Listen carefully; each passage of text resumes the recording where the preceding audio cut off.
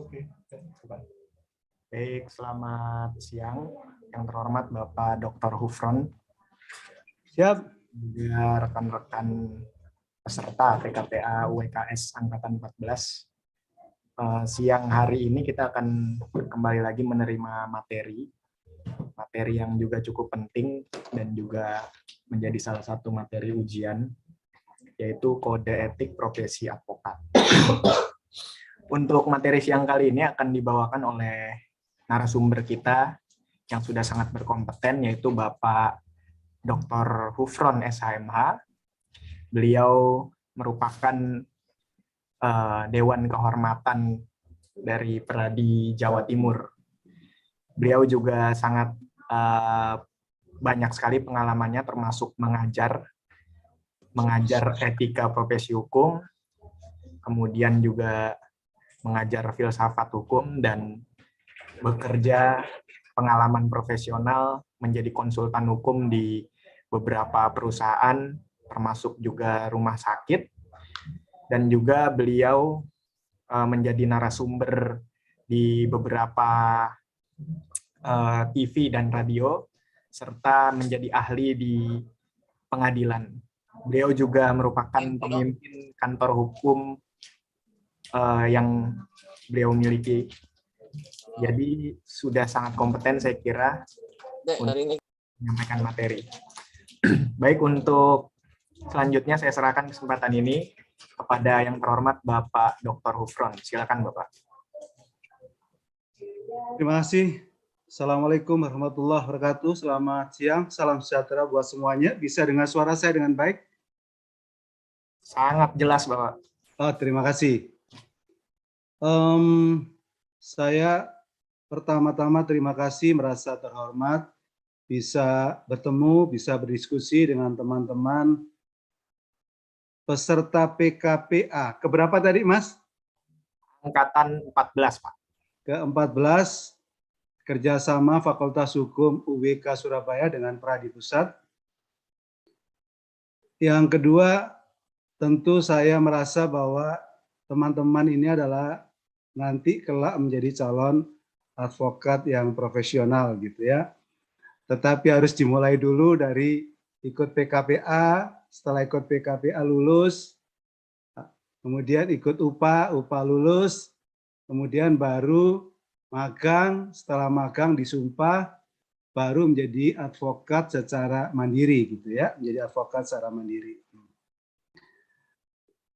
Saya ditugaskan oleh panitia untuk kemudian mengampu materi kode etik advokat, tapi di sesi yang kedua. Karena di sesi yang pertama disampaikan oleh narasumber yang lain, tentu di materi yang pertama lebih banyak bicara soal materi kode etik advokat Indonesia, tetapi di sesi yang kedua saya ditugaskan materi tentang Dewan Kehormatan Advokat, gitu. Dewan Kehormatan Advokat. Tapi sebelum saya memasuki pada materi saya, Dewan Kehormatan Advokat, saya ingin mengatakan kepada teman-teman peserta PKPA bahwa sesungguhnya advokat itu adalah sebuah profesi yang kemudian biasa disebut sebagai profesi yang luhur, profesi yang mulia, atau disebut sebagai officium nobile, gitu ya. Officium nobile. Jadi sebenarnya profesi advokat sebagai officium nobile itu bukan vokasi biasa, bukan pekerjaan biasa, tapi ini adalah suatu profesi yang mulia yang kemudian sebelum sampai seseorang itu mengemban profesi itu harus memenuhi persyaratan-persyaratan. Yang persyaratan-persyaratan itu adalah lebih banyak, lebih ke persyaratan akademik gitu. Umpama, untuk menjadi seorang advokat itu pertama dia harus lulus pendidikan tinggi hukum. Pendidikan tinggi hukum. Jadi ya bisa saja itu adalah yang berasal dari perguruan tinggi, bisa saja dari sekolah tinggi ilmu hukum, atau sekolah tinggi kedinasan. yang penting adalah sekolah tinggi atau pendidikan tinggi hukum. Jadi harus ada sekolahnya dulu gitu. Itu pun tidak bisa tiba-tiba kemudian menjadi seorang advokat secara mandiri, harus dulu mengikuti PKPA seperti siang ini. Seperti yang teman-teman ikuti beberapa hari ini barangkali, yang kalau saudara memenuhi persyaratan jumlah kehadiran, mengikuti materi yang dipersyaratkan, maka nanti saudara dibuatkan sertifikat oleh panitia yang berdasarkan sertifikat itu teman-teman bisa mengikuti ujian profesi advokat atau UPA. Kalau teman-teman lulus ujian profesi advokat atau UPA, yang dalam hal ini adalah Peradi, kalau di UWK ini kerjasama dengan Peradi, tentu adalah lulus dari UPA yang diselenggarakan oleh Peradi. Kalau saudara lulus, baru kemudian saudara magang advokat. Magang advokat dibimbing oleh para senior. Itu dalam kurun waktu 2 tahun gitu ya. Yang bisa saja 2 tahun itu terhitung sejak lulus dia sarjana hukum, atau 2 tahun itu dihitung sejak dia pertama kali setelah dia lulus UPA. Lagi-lagi saya ingin mengatakan bahwa untuk menjadi seorang yang profesional itu, seorang advokat yang profesional kalau istilah saya itu tidak bisa instan. Itu membutuhkan pendampingan, itu membutuhkan arahan, itu membutuhkan bimbingan ya dari advokat senior. Jadi ibarat dalam dunia kedokteran tidak bisa tiba-tiba orang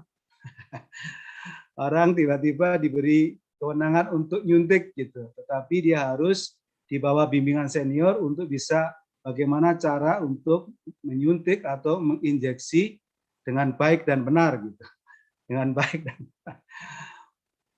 Jadi sampai pada titik tertentu bahwa para senior itu merasa mengatakan bahwa Anda sudah cukup untuk bisa magang bersama kami, Anda setelah sumpah sudah bisa kemudian membuat kantor sendiri atau praktek mandiri. Jadi tidak boleh tiba-tiba teman-teman itu saking pinginnya punya kantor sendiri, belum lulus itu, belum lulus upahnya malah belum magang juga belum selesai sudah pingin bikin kantor sendiri gitu. Apakah ada Pak Dr. Rufron? Jawabnya ada, karena pingin segera praktek mandiri. Pertanyaannya adalah kapan sesungguhnya saudara itu disebut sebagai seorang advokat yang bisa praktek secara mandiri? Jawabnya adalah sejak saudara diangkat oleh profesi advokat, oleh anggota profesi advokat, jadi diangkat oleh Peradi dan disumpah oleh pengadilan tinggi setempat di wilayah provinsi itu, maka sejak itu Anda bisa menjalankan tugas profesi sebagai advokat menerima kuasa, ya, menerima kuasa baik untuk tugas yang itu bersifat litigasi, menangani perkara di kepolisian, di pengadilan, maupun tugas-tugas yang bersifat non litigasi. Sejak kapan? Jawabnya adalah sejak disumpah itu saudara baru memiliki wewenang untuk sebagai seorang advokat menjalankan tugas baik secara litigasi maupun non litigasi. Saya kira ini penting saya sampaikan di depan supaya teman-teman memahami, mendapatkan pemahaman yang utuh tentang sebenarnya profesi ini bukan sekedar pekerjaan biasa, tapi ini adalah profesi yang mulia. Yang kedua, syaratnya adalah dimanapun seseorang itu anggota profesi, termasuk profesi advokat, itu tentu ada kode etik. Tentu ada kode etik profesi. Dalam dunia kedokteran juga ada sumpah dokter, tapi juga ada kode etik kedokteran. Gitu. Seorang perawat, seorang bidan, gitu, juga selain punya sumpah jabatan, dia juga punya kode etik. Kode etik ya. Begitu juga seorang akuntan publik, juga ada pendidikannya, sampai dia mendapatkan izin sebagai seorang akuntan publik, dia juga ada sumpahnya, dia juga ada kode etiknya. Kode etik profesi. Begitu juga seorang advokat, selain dia terikat peraturan perundang-undangan, juga terikat oleh kode etik. Kalau di Peradi itu kita menyebutnya kode etik advokat Indonesia, ya, kode etik advokat Indonesia. Yang kode etik itu dulu pertama kalinya dibikin oleh 7 komite kerja yang kemudian diakui sebagai kode etik bersama. Yang sampai sekarang Peradi menggunakan itu, ya, kode etik profesi advokat. Syarat yang ketiga tentu adalah dalam rangka menegakkan kode etik advokat tadi itu ada satu badan, ada suatu lembaga, ada suatu dewan yang disebut sebagai Dewan Etik. Kalau di Peradi disebut Dewan Kehormatan Peradi, Dewan Kehormatan Peradi. Dewan Kehormatan Peradi itu ada di pusat, kemudian ada di daerah, ada di cabang. Tetapi khusus di Jawa Timur itu tidak ada Dewan Kehormatan Cabang, yang ada adalah Dewan Kehormatan Daerah. Maka disingkat DKD, Dewan Kehormatan Daerah Provinsi Jawa Timur. Jadi di Jawa Timur itu hanya ada satu Dewan Kehormatan, yaitu Dewan Kehormatan Daerah, yang wilayah ruang lingkup kerjanya di wilayah Provinsi Jawa Timur. Yang kebetulan saya menjadi ketua Dewan Kehormatan, dibantu oleh anggota, ya, anggotanya itu adalah sebagian besar para advokat, kemudian dilengkapi dengan namanya anggota ad hoc yang terdiri dari unsur akademisi atau unsur masyarakat atau unsur para ahli atau tokoh. Jadi komposisinya kalau majelis itu kalau 3 majelis, maka 3 dari advokat, 2 dari unsur non advokat, yaitu akademisi, pakar, ahli, gitu, tokoh agama, tokoh masyarakat, gitu.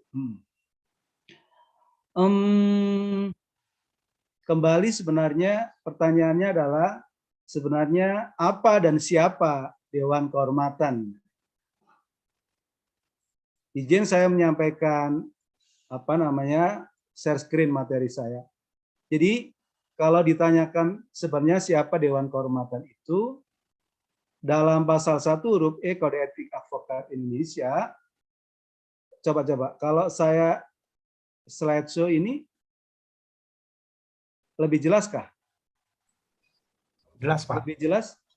Jelas. Oke, terima kasih. Jadi menurut pasal 1 huruf E Kode Etik Advokat Indonesia, Dewan Kehormatan adalah lembaga atau badan yang dibentuk oleh organisasi profesi advokat. Jadi kalau DKD, Dewan Kehormatan Daerah, Jawa Timur itu dibentuk oleh Dewan Pimpinan Nasional. Dewan Pimpinan Nasional Peradi Pusat. SK-nya adalah dari DPN, dari Dewan Pimpinan Nasional Peradi Pusat, yang dalam hal ini peradinya Pak Profesor Otto Hasibuan, ya, ini peradinya, karena ada banyak peradi.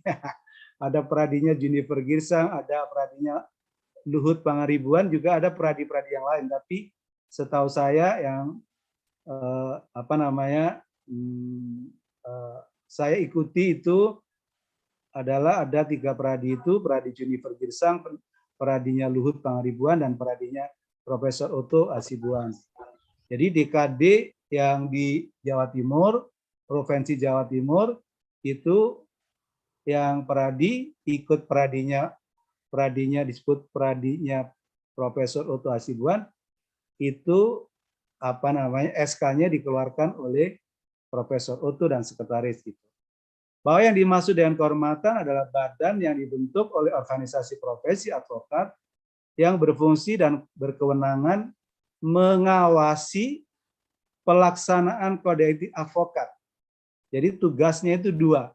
Satu adalah mengawasi pelaksanaan kode etik advokat. Yang kedua adalah berhak menerima, memeriksa pengaduan terhadap seorang advokat yang diduga melanggar kode etik.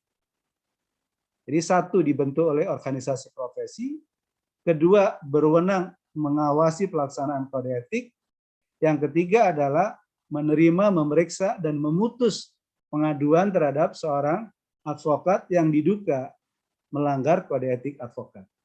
Ini yang pertama. Jadi apa atau siapa sebenarnya Dewan Kehormatan itu? Tadi ketika bicara soal fungsi, apa fungsi Peradi atau apa fungsi DKD Peradi itu apa? Pada prinsipnya adalah ada 3 fungsi. Pertama adalah menjaga harkat martabat keluhuran profesi advokat. Jadi seperti Komisi Yudisial itu menjaga harkat martabat keluhuran profesi hakim. Begitu juga Dewan Kehormatan, Majelis Kehormatan di MK juga menjaga keluhuran harkat martabat profesi hakim MK. Jadi prinsipnya adalah menjaga martabat dan kehormatan profesi advokat. Yang kedua adalah memonitoring kinerja advokat yang berhubungan dengan kode etik advokat.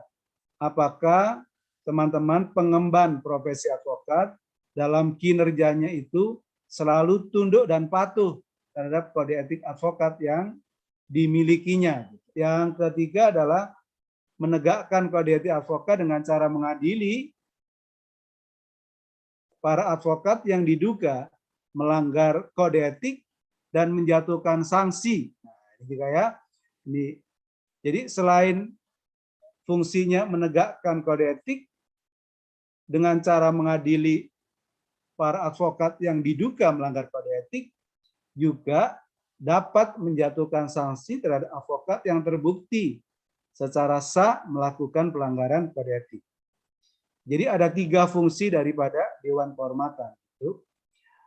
Selanjutnya, kalau kita cek di dalam Undang-Undang 18 tahun 2003 tentang advokat, itu kewenangan Dewan Kehormatan Advokat ada 3. Jadi fungsinya ada 3, kewenangannya juga ada 3.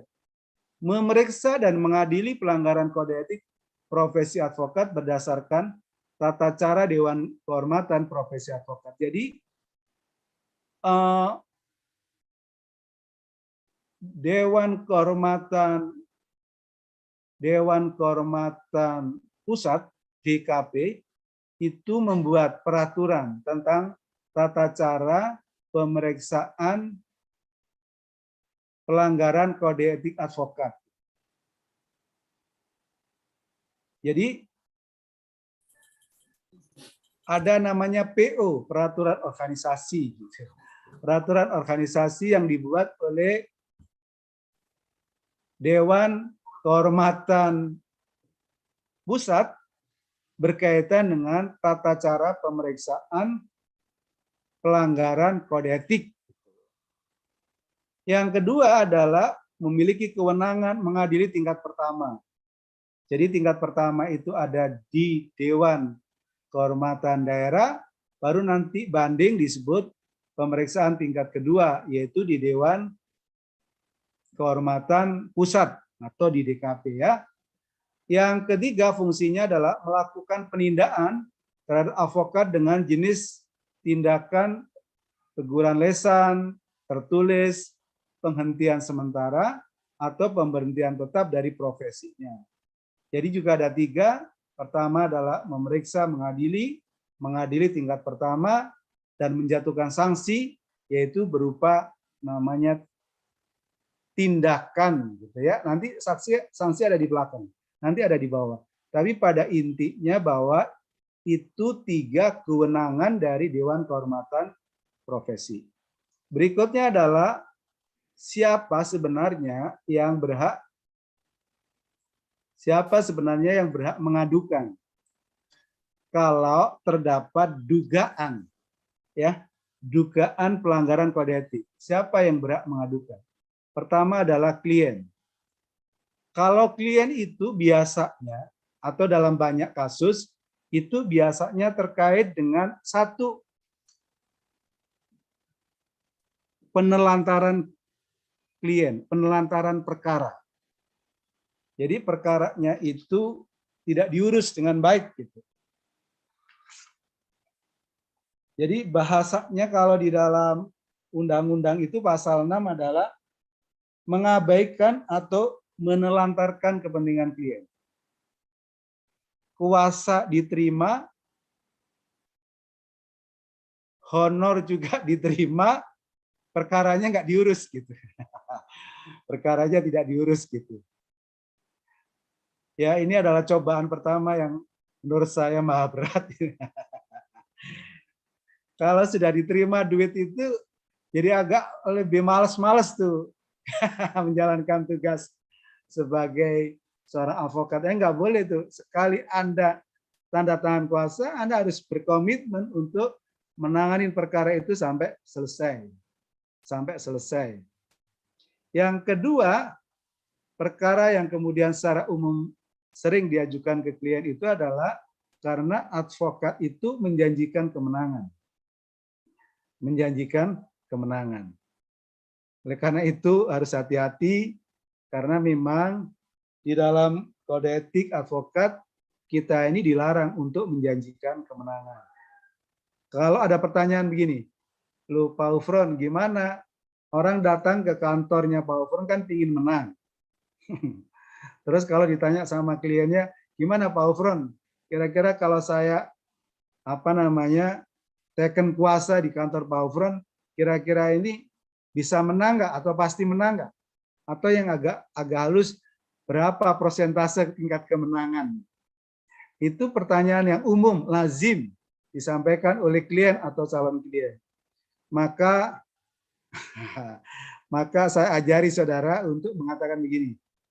Saya pelajari berkasnya, bukti-bukti yang Anda miliki, menurut saya hitam di atas putih, kasus posisi saudara adalah bagus. Dan kami akan berupaya semaksimal mungkin untuk kemudian memperjuangkan kepentingan saudara. Nah, itu Anda catat itu sekolahnya susah itu. Nggak ada sekolahnya. Nggak ada sekolahnya. Jadi selalu dipertanyakan gitu. Kalau kita jawab mengatakan begini, maybe yes, maybe no, maybe winning and maybe losing gitu. Ya, maybe itu bisa menang, bisa kalah gitu 50%, 50%. Ya dia pasti kemudian nggak jadi memberikan kuasa ke kita ya. Maka harus kita pelajari dulu bukti-bukti, dokumen-dokumennya terhadap perkara tersebut. Baru dari situ kita bisa membuat pendapat hukum gitu secara ringkas. Kita mengatakan bahwa dari hasil telaah kajian itu kami atau tim kami menyimpulkan bahwa kasus posisi saudara itu menurut saya dalam posisi yang bagus. Jadi hitam di atas putih bagus. Kami akan berupaya secara maksimal untuk kemudian memperjuangkan perkara saudara. Karena apa? Karena profesi advokat sama dengan dokter. Dokter itu tidak boleh janji bisa menyembuhkan, tapi sebagai perjanjian yang disebut sebagai inspanning verbintenisen. Jadi perjanjian mengupayakan, sama dengan seorang advokat. Tidak boleh menjanjikan kemenangan. Jadi seringkali yang diadukan ke Dewan Kehormatan itu, yang kedua karena kita advokat menjanjikan kemenangan, tetapi ternyata itu adalah kalah. Maka diajukan ke Dewan Kehormatan. Yang ketiga, kasus yang sering diajukan oleh klien adalah advokat meminta biaya-biaya yang tidak perlu. Biaya-biaya yang tidak perlu.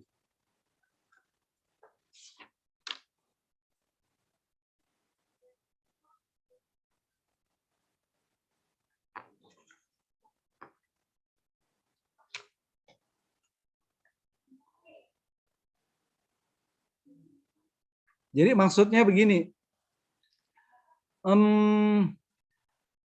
kalau kita bicara praktek itu ada menurut saya beberapa model. Ada model pengacara begini, nggak apa-apa, kita bisa lah kasus Andani kita handle bisa gitu. Berapa biayanya Pak Ufron? Ya udah kasih dulu 15 juta. Apakah itu untuk keseluruhan perkara ini sampai selesai? Oh ya enggak, itu DP, down payment gitu. Tapi berapa pastinya kalau keseluruhannya? Ya kita belum bisa pastikan biaya secara keseluruhannya berapa. Tapi nanti sambil jalan gitu. Sambil jalan kita sampaikan. Ya nggak terlalu besar lah ya perkaranya. Tetapi kemudian karena tidak ada kepastian seperti itu, kemudian dalam perjalanannya itu ternyata ini advokat ini minta biaya-biaya yang tidak perlu. Umpama, mohon maaf loh ya, saya sampaikan ini supaya teman-teman ngerti. Ini perlu ini untuk ngasih APH, aparat penegak hukum gitu. Untuk pendekatan. Gitu. Bisa umpama kita bilang sama mereka itu polisi lah, jaksa lah, hakim lah, atau siapa begitu. Itu harus sangat berhati-hati. Kenapa? Karena yang ketiga dilaporkan adalah banyak advokat itu mengatakan minta biaya untuk aparat penegak hukum dalam rangka pendekatan, tetapi faktanya dia kalah dan kemudian dilaporkan tidak saja sebagai pelanggaran kode etik, tapi ini dilaporkan pidana. Selain itu adalah penipuan dengan penggelapan. Oleh karena ini harus hati-hati.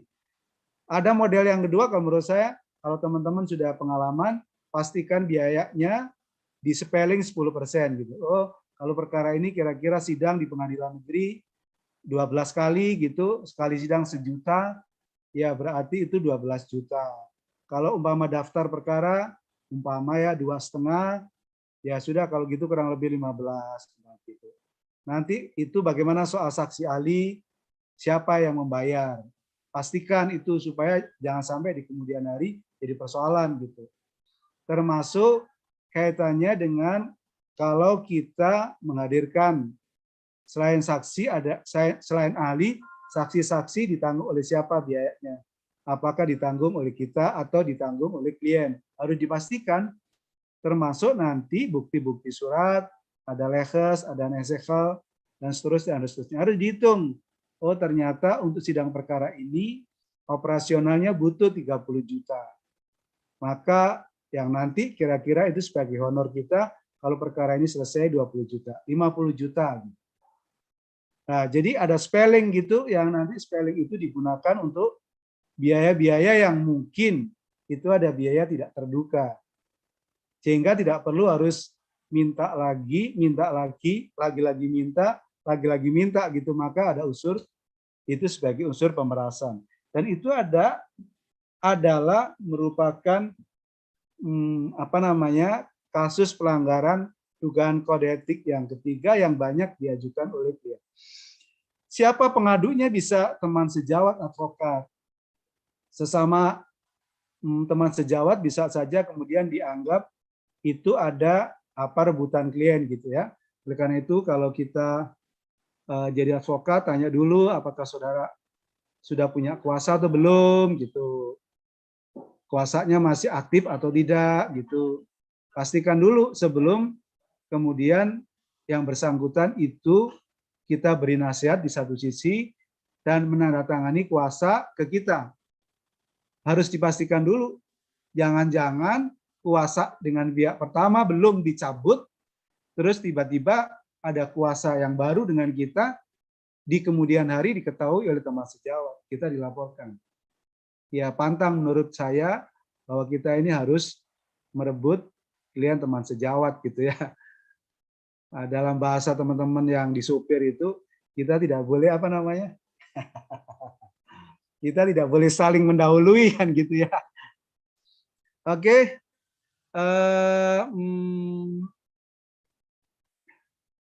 Bisa saja begini, kalau teman sejawat advokat melapor bisa saja begini.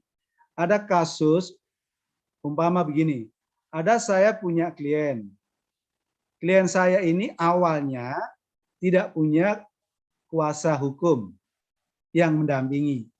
Dia jalanin sendiri. Pihak lawan punya kuasa hukum.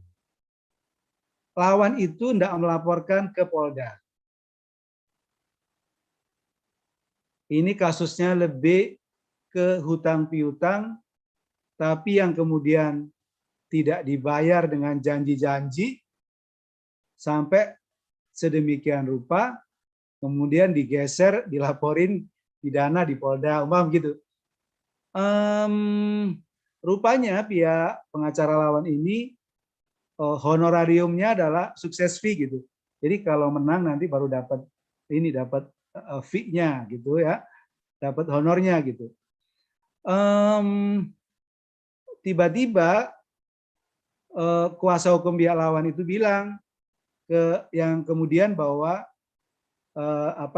klien ini menjadi klien saya, misalkan begitu, menjadi klien saya, cerita ke saya, Pak Ufron, saya pernah diminta uang oleh kuasanya pihak lawan. Berapa? 15, kemudian berapa lagi? 25. Untuk apa katanya? Itu untuk pendekatan kepada polisi supaya perkara ini tidak dilanjut. Terus dia bilang bahwa jangan khawatir, nanti uang yang Anda pernah transfer ke saya itu akan dikonversi menjadi bagian dari pelunasan hutang. Itu kalau dikonfirmasi ternyata prinsipal pihak lawan tidak pernah memberikan kewenangan untuk meminta kepada kita, meminta kepada klien kita, umpama gitu, itu pelanggaran kode etik. Bisa diajukan oleh teman sejawat. Tapi banyak hal sebenarnya, ya kalau menurut saya, salah satu itu adalah apa tadi kaitannya dengan rebutan klien atau merebut kliennya pihak teman sejawat. Yang kedua tadi karena seorang advokat itu seorang advokat itu ternyata langsung menghubungin klien yang kemudian dari situ ada unsur sebenarnya kalau menurut saya, kalau itu tidak bisa dibuktikan bahwa itu mendapat persetujuan, itu adalah sesungguhnya bisa saja ada unsur pemerasan. Yang ketiga biasanya kalau teman sejawat advokat itu melaporkan adalah umpama begini, saya punya klien rumah sakit, Mas Ardiansa punya klien pasien rumah sakit gitu. Ketika sama-sama prinsipal baik rumah sakit di satu sisi maupun pasien di sisi lain sudah punya kuasa hukum, prinsipnya kita ini nggak bisa hubungin prinsipal masing-masing, prinsipal pihak lawan, kecuali dapat izin atau persetujuan dari kuasa hukum.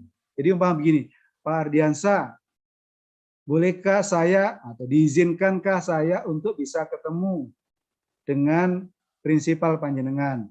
Kalau umpama saja nggak bisa, ya nggak boleh. Atau sebaliknya, dia juga nggak boleh shortcut komunikasi dengan rumah sakit klien kami, kecuali saya izinkan.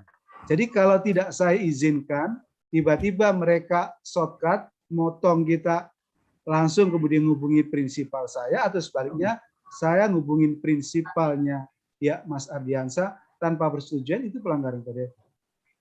Itu tidak boleh, kecuali diizinkan. Jadi mas saja pernah begini, ada kawan saya, sejawat saya Pak Muhammad Soleh, Mas gimana tuh Mas, boleh nggak Mas, saya bisa ketemu prinsipalnya Mas Soleh gitu. Kok agak susah komunikasinya, kok macet gitu. Jadi kok nggak bergerak, jadi negosiasi itu nggak bergerak. Gimana Mas gitu? Katanya nggak apa-apa Mas Ufron, tak izinkan ketemu langsung ke bersangkutan. Kalau sudah diizinkan seperti itu, ya oke, saya bekerja komunikasi dengan prinsipal kliennya Mas Soleh. Tapi kalau tidak, Anda bisa dilaporkan oleh teman sejawat. Yang ke C ada pejabat pemerintah. Jadi kalau ada advokat yang dipandang ternyata itu nyari-nyari begitu, mohon maaf ya, di lingkungan pemerintahan merasa pemerintah dirugikan, ya pemerintah bisa mengadukan itu ke Dewan Kehormatan. Ada Komwas ya, saudara, di struktur organisasi di selain Dewan Kehormatan itu ada Komwas, Komisi Pengawas, ada Komisi Pengawas Daerah. Komisi Pengawas Daerah kalau di kalau di Jawa Timur itu adalah Komisi Pengawas Daerah yang berlakunya wilayahnya itu ada wilayahnya Surabaya. Jadi dia bisa melakukan pemeriksaan juga, ada rapat pleno begitu untuk melakukan pemanggilan pihak-pihak yang itu disebut sebagai pelapor dan terlapor. Jadi sebelum sampai diadukan ke Dewan Kehormatan, itu bisa diadukan ke Komwas daerah itu boleh gitu, boleh sebelum ke Dewan Kehormatan. Bedanya kalau Dewan Kehormatan itu baru bekerja kalau ada pengaduan. Tapi kalau Komwas bisa bersifat aktif untuk memanggil para pihak untuk dilakukan rapat pleno, untuk kemudian dilakukan pemeriksaan, termasuk kemudian mendamaikan para pihak. Komwas. Jadi bisa saja Komwas. Jadi kalau umpama saja setelah diperiksa Komwas, kemudian mereka didamaikan, tidak ketemu titiknya, Komwas bisa mengadukan ke Dewan Kehormatan, ya Komwas. Yang berikutnya adalah anggota masyarakat. Jadi anggota masyarakat secara umum, ada seorang advokat kok dianggap kemudian dianggap bahwa advokat ini meresahkan masyarakat gitu ya, umpama lah ya, meresahkan masyarakat, ngompor-ngompori masyarakat, memprovokasi masyarakat untuk melakukan tindakan yang tidak semestinya gitu, ya bisa aja masyarakat mengadukan, sepanjang nanti pengaduannya kaitannya dengan pelanggaran kode etik. Yang terakhir, Dewan Kehormatan Pusat, cabang, daerah, dari organisasi profesi, di mana teradu menjadi anggota. Jadi sebenarnya Dewan Kehormatan bisa di pusat, di daerah, di cabang tuh bisa mengadukan kalau ada advokat yang dalam tanda kutip ya quote unquote nakal, bisa mengadukan. Contoh ya, ini contoh. Kalau ada advokat ditangkap KPK, umpama nih ya, ditangkap KPK lewat OTT, kemudian dalam proses pemeriksaan persidangan di KPK itu kena pasal yang ada kaitannya dengan penyuapan. Tidak berarti bahwa itu menghalangi pengaduan pelanggaran kode etik. Tetap boleh dan bisa diajukan kalau atas dasar yang huruf ini yang ayat 2 untuk kepentingan organisasi, Dewan Pimpinan Pusat, Dewan Pimpinan Daerah atau cabang dapat bertindak sebagai pengadu dalam hal menyangkut kepentingan hukum dan kepentingan umum dan yang dibersamakan untuk itu. Jadi kalau dianggap bahwa seorang advokat ketangkap KPK dianggap penyuapan gitu, ya itu dianggap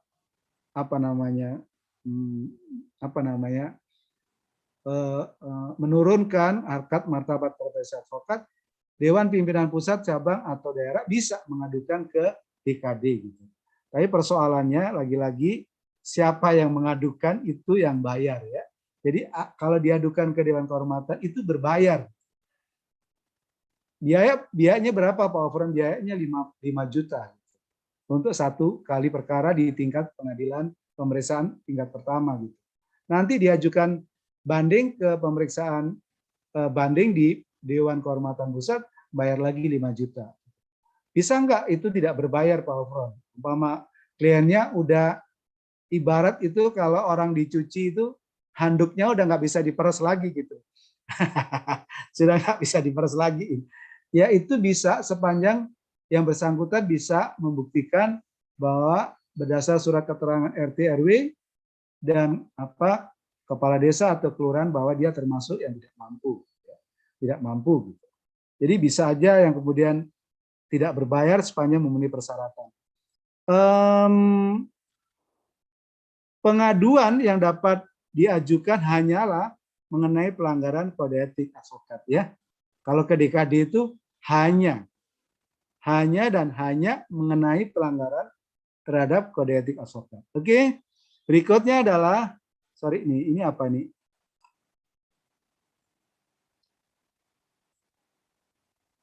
Tata cara pengaduan. Pengaduan terhadap advokat sebagai teradu yang dianggap melanggar kode etik harus disampaikan secara tertulis disertai alasan ke Dewan Kehormatan Cabang atau daerah, atau ini Dewan Kehormatan ya, bisa cabang bisa daerah. Tadi kalau di Jawa Timur Dewan Kehormatan daerah tidak ada cabangnya, tidak ada di tingkat kotanya, kota Surabaya nggak ada, jadi ini tingkat provinsi, atau diajukan ke Dewan Pimpinan Cabang, ke Sekretariat DPC. Di Surabaya juga tidak ada Dewan Pimpinan Daerah, yang ada DPC, atau Dewan Pimpinan Pusat di mana teradu menjadi anggota. Jadi kalau menurut saya, kalau masih pingin dimediasi lewat pimpinan cabang ya, kalau menurut saya suratnya dikirim lewat Sekretariat DPC. Tapi kalau pinginnya segera bisa diperiksa oleh Dewan Kehormatan, ya langsung dikirim pengaduan ke Dewan Kehormatan.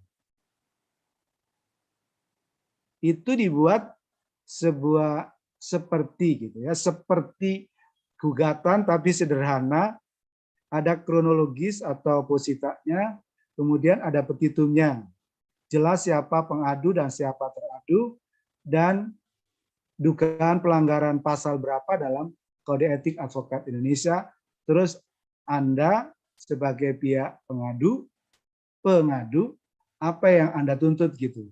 Diberhentikan dari profesi advokat sementara kah, atau kemudian diberhentikan dengan tetap gitu atau permanen. Jadi sederhana gitu. Yang penting nanti kalau pada waktu pembuktian saudara melengkapi dengan bukti-bukti tertulis atau saksi atau mungkin ahli jika diperlukan. Bila mana di suatu tempat tidak ada cabang atau daerah organisasi, pengaduan disampaikan Dewan Kehormatan Daerah terdekat atau Dewan Pimpinan Pusat. Ya, kalau nggak ada DPC, nggak ada DPD gitu, itu diajukan ke Dewan Kehormatan Daerah terdekat. Kalau terdekat juga nggak ada, ya Dewan Pimpinan Pusat ya. Bila mana pengaduan disampaikan ke Dewan Pimpinan Cabang atau daerah, maka Dewan Pimpinan Cabang daerah meneruskan kepada Dewan Kehormatan Cabang atau daerah yang berwenang memeriksa pengaduan itu. Bila mana pengaduan disampaikan ke Dewan Pimpinan Pusat atau Dewan Kehormatan Pusat, maka Dewan Pimpinan atau Kehormatan Pusat akan meneruskan, bahasanya kalau dalam praktek, melimpahkan ke Dewan Kehormatan Daerah yang berwenang untuk memeriksa pengaduan itu, baik langsung maupun melalui Dewan Pimpinan Cabang. Tapi biasanya kalau dari Dewan Kehormatan Pusat langsung dilimpahkan ke Dewan Kehormatan Daerah, tidak melalui Dewan Pimpinan Cabang atau daerah. Jadi langsung Dewan Kehormatan Pusat melimpahkan ke Dewan Kehormatan Daerah.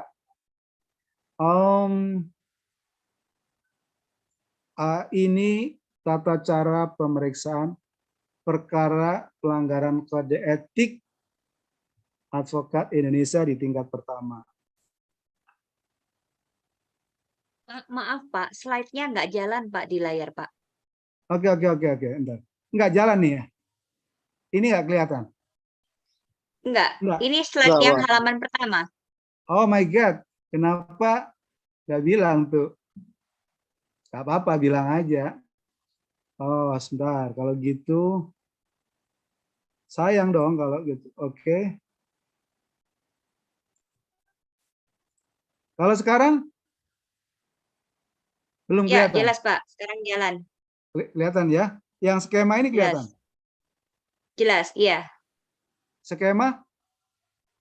Iya, skemanya ada Pak di layar. Oke, terima kasih. Terima kasih. Sebentar.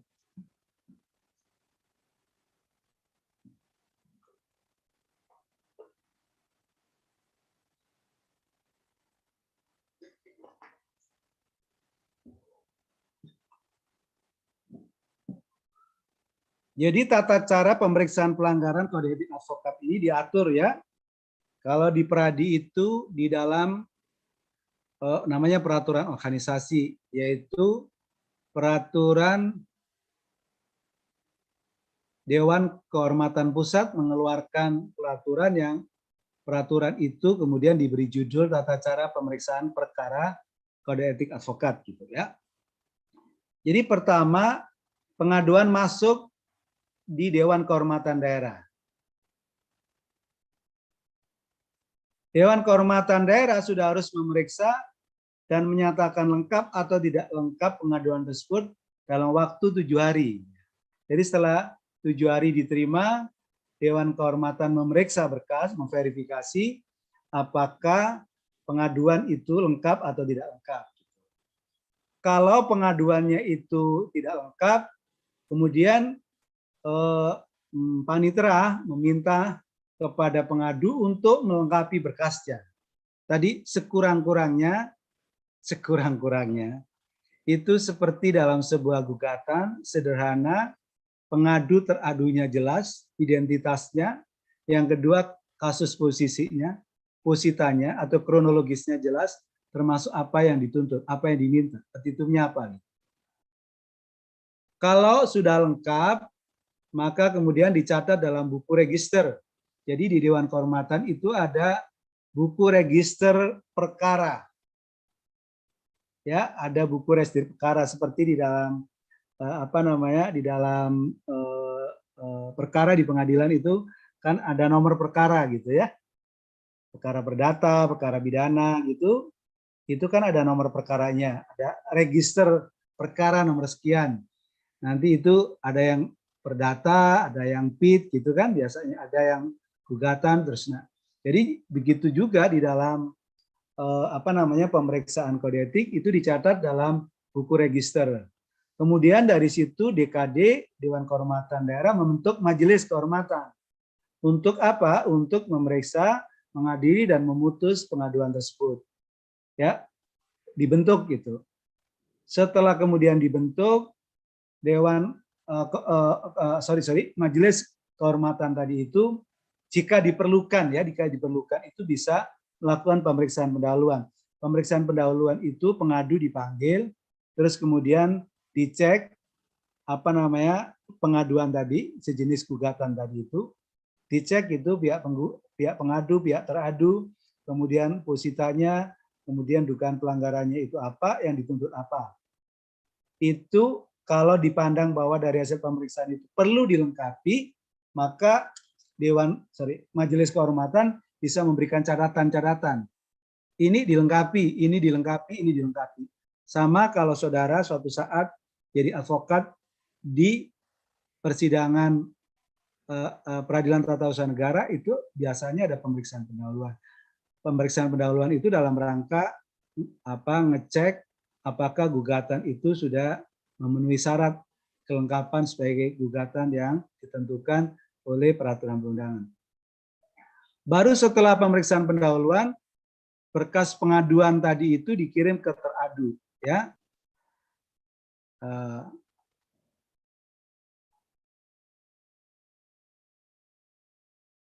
Dikirim ke teradu. Setelah kemudian lengkap,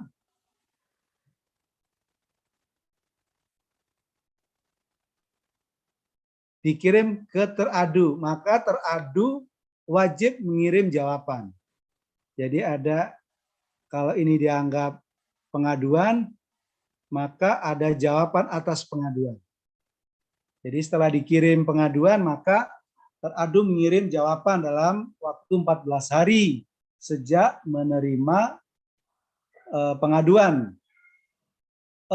Berikutnya adalah kalau teradu tidak mengirimkan jawaban, ternyata teradu tidak mengirimkan jawaban, dipandang bahwa teradu melepaskan haknya untuk memberikan jawaban.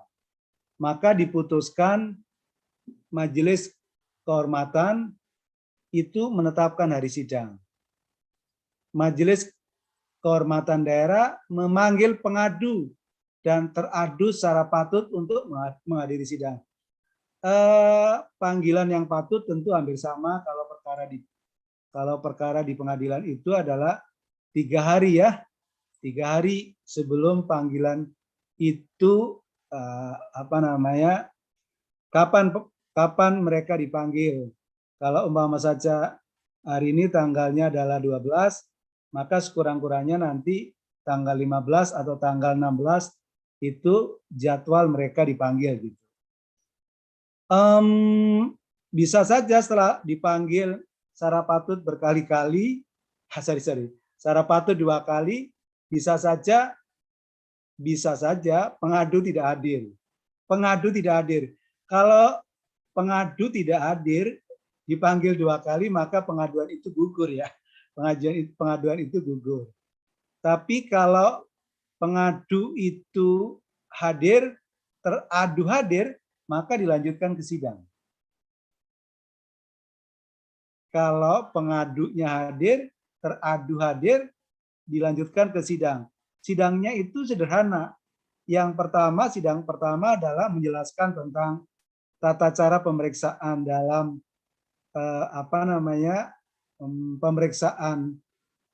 pemeriksaan kode etik, dijelaskan sama ketua majelis bahwa pemeriksaan bersifat tertutup, bahwa nanti setiap pihak diberi kesempatan yang sama untuk kemudian dalam rangka umpama jawab Cinawa gitu. Diberi kesempatan yang sama untuk menghadirkan saksi maupun ahli, diberi kesempatan yang sama untuk mengajukan bukti maupun saksi.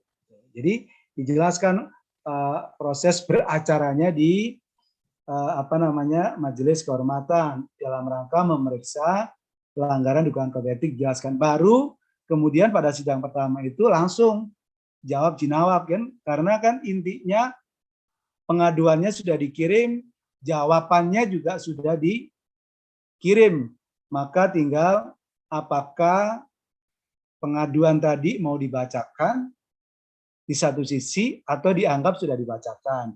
Atau yang kedua bahwa jawaban teradu apakah mau dibacakan atau dianggap sudah dibacakan.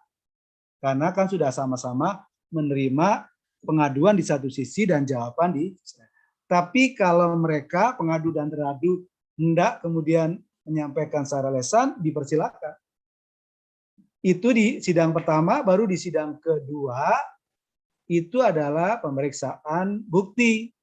Langsung bukti dari pihak teradu maupun bukti dari pihak teradu. Dari pihak pengadu dan pihak teradu. Tapi kalau ternyata tidak mencukupi, bisa diperpanjang sebenarnya pada sidang ketiga lanjutan untuk pemeriksaan saksi atau surat atau kemudian ahli. Tapi kalau di sidang yang kedua ngajuin surat-suratnya lengkap, pengadu teradu lengkap, terus saksi ada 2 saksi masing-masing, bisa selesai ya sudah di sidang kedua, sidang ketiga kesimpulan gitu, para pengadu teradu membuat kesimpulan. Tapi kalau umpama saja itu tidak mencukupi di sidang yang ketiga, ya baru sidang keempat itu membuat kesimpulan, baru putusan. Tetapi jika pengadunya ini hadir, teradunya tidak hadir, ya maka ini diperiksa dengan pemeriksaan in absentia ya, absensia, tanpa hadirnya teradu. Biasanya cukup sidang 1 kali, dari sidang itu kemudian diputuskan diputuskan melalui rapat majelis, diputuskan bahwa putusan itu tanpa hadirnya pihak teradu. Jadi kira-kira ini bekerjanya majelis kehormatan dalam memeriksa dugaan pelanggaran kode etik. Halo, berikutnya. Oke, kalau ini nanti Dewan Kehormatan Pusat nggak usah deh. Nanti waktunya nggak nututin ya. Nggak nututin, itu bisa dibaca sendiri lah ya. Itu nanti kalau banding diajukan ke pusat, ya kurang lebih sama lah proses pemeriksaannya sama. Ini soal cara pengambilan keputusan oleh Dewan Kehormatan Cabang atau daerah. Jadi tadi setelah memeriksa, mempertimbangkan pengaduan, pembelaan, surat-surat bukti, keterangan saksi-saksi, maka majelis kehormatan mengambil, sebenarnya kalau menurut saya yang tepat itu putusan ya. tapi ini keputusan. Ada 3 menyatakan pengaduan dari pengadu tidak dapat diterima, artinya ternyata setelah diperiksa tidak memenuhi syarat-syarat baik formil maupun material. Yang kedua, menerima pengaduan kalau ternyata bahwa setelah diadakan pemeriksaan di persidangan dengan bukti-bukti surat, dengan bukti-bukti saksi, ternyata pengaduan itu terbukti. Maka Majelis Kehormatan menjatuhkan sanksi kepada teradu. Yang keempat yang ketiga, menolak pengaduan dari pengadu kalau tidak terbukti, ya, kalau tidak terbukti. Sebelum memutuskan ada 3 putusan ini, memang Majelis Kehormatan yang 5 itu musyawarah dulu. Nanti mau dijatuhkan putusan apa ketika kaitannya dengan menjatuhkan sanksi, ya, menjatuhkan sanksi. Saya lebih prefer menggunakan yang di Undang-Undang Advokat, ya, soal sanksinya. Jadi di dalam Undang-Undang Advokat pasal 7 ayat 1 itu sanksinya atau sanksi administrasi, ya, atau penindakan itu bisa teguran secara lisan. Jadi dipanggil, diingetin gitu, ya. Tapi juga kalau diingetin gitu, umpama saja dia nggak berubah gitu, tidak kembali ke jalan yang benar, maka diberi teguran tertulis gitu. Diberi teguran tertulis, tapi tetap saja dia tidak ada perubahan gitu, maka bisa diberhentikan sementara dari profesinya 3 sampai 12 bulan. Ini gimana nih? Kok bisa cacat gitu? Kalau yang D ini adalah pemberhentian tetap, ya. Ini sanksinya. Jadi majelis hakim bisa menjatuhkan salah satu dari keempat sanksi administratif atau penindakan seperti dalam Undang-Undang Advokat. Ini cara penyampaian putusan. Jadi setelah 14 hari diucapkan salinan keputusan Dewan Kehormatan tadi disampaikan kepada pengadu dan teradu, kemudian Dewan Pimpinan Cabang atau daerah, atau Dewan Pimpinan Pusat, kemudian Dewan Kehormatan, kemudian instansi yang dianggap perlu apabila keputusan telah mempunyai kekuatan hukum yang pasti.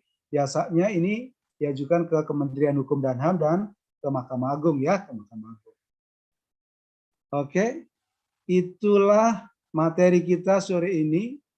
Tapi karena di dalam kisi-kisi, ya, di dalam kisi-kisi itu ada contoh kasus, mungkin ada baiknya saya harus menyampaikan meskipun barangkali serba singkat kaitannya dengan contoh kasus. Atau mau ada yang ingin ditanyakan dulu sebelum kasus atau lanjut? Baik, Bapak, kita berikan kesempatan dulu untuk 2 penanya dulu, Pak. Silakan. Dimulai dari Bapak Abdul Aziz, silakan. Baik, selamat sore Bapak. Sore Pak Aziz. Begini Mbak, saya ingin bertanya soal keputusan DKD ini Mbak, Dewan Kehormatan Advokat. Ini putusannya apa bisa dijadikan acuan kalau misalkan maksudnya dijadikan bukti di pengadilan negeri gitu Pak. Itu yang pertama. Yang kedua, kekuatan hukumnya gimana? Seperti itu, keabsahan hukumnya di pengadilan negeri. Langsung ya Pak Aziz, ya. Baik, langsung dijawab. Ya, Pak. Jadi kalau pada pemeriksaan tingkat pertama di DKD kemudian dijatuhkan sanksi, sanksinya tadi ada 3. Sanksinya itu, putusannya itu ada 3, bukan sanksinya, ya. Putusannya itu ada 3, bisa tidak dapat diterima, bisa dikabulkan atau kabul, bisa ditolak, kan gitu.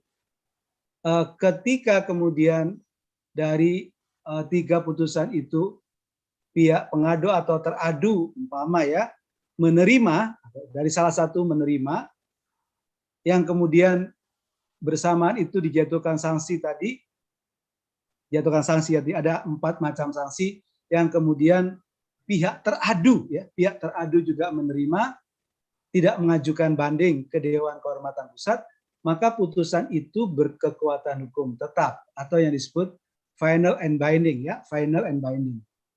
Final and binding buat siapa? Yang pertama adalah final and binding buat pengadu dan teradu.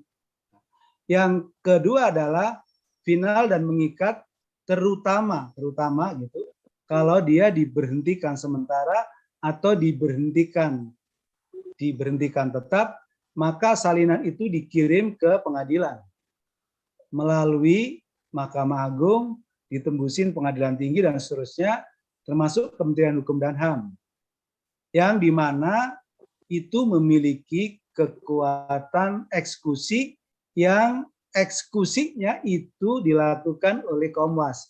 Jadi kalau dia diberhentikan, dipecat gitu, itu nanti yang mengeksekusi itu adalah Komwas. Ya, Komwas itu kalau dalam perkara pidana sejenis jaksa yang kemudian diberi kewenangan untuk mengeksekusi. Nah, di dalam kaitan putusan DKD baik di pusat maupun di daerah itu eksekutornya adalah Komwas ya. Eksekutornya adalah Komwas.